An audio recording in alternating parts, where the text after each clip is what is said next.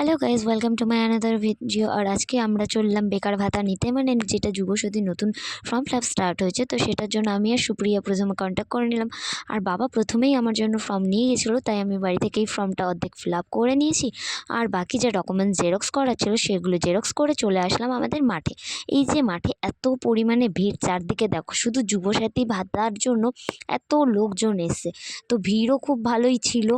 আর আমাদের যে সাইডে নেওয়া হচ্ছিলো সেই সাইডে অত একটা বেশি ছিল না, যার জন্য আমাদের কিন্তু তাড়াতাড়ি হয়ে গেছে। এই মহিলা আমাদের নয়াপাড়ারই, তো ইনি জমা নিচ্ছিল। এখানে একটুখানি কাগজপত্র দেখলো এবং বললো যে সিগনেচারগুলো সব যে জেরক্স আছে তার মধ্যে করতে। সেটা করার পরেই আবার জমা নিয়ে নিয়েছিল সব কিছু। আজকে এত পরিমাণে রোদের তাপ যে গরমে আইসক্রিম না খেলে মনে হচ্ছিলো ভালোই লাগছিল না, তাই দুজন মিলে একটা একটা করে আইসক্রিম নিয়ে নিলাম।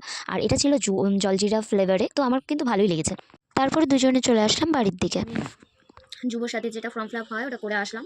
তো ওটা জমা দেওয়ার পরে না এসে আমার খুবই ঘুম পেয়ে গেছে, ক্লান্ত লাগছিল, যেহেতু আজকে রোদের পরিমাণটাও অনেক। তো একটুখানি ঘুমিয়ে নিচ্ছি আর ঘুম থেকে উঠে গেছি। আর এখন দেখো আমি কীভাবে খাচ্ছি, স্পেশালভাবে কলা পাতায় খাচ্ছি। আমার কলা পাতায় খেতে খুব ভালো লাগে, তাই আজকে আমি একটা কলা পাতা কাটা ছিল, বাবা বললো যে ভালো কলা পাতা, তো আমি কলা পাতাতেই খেতে বসলাম। তো এখন পড়াতে যাবো, চলো টাটা, যাই খেয়ে দিয়ে পড়াতে।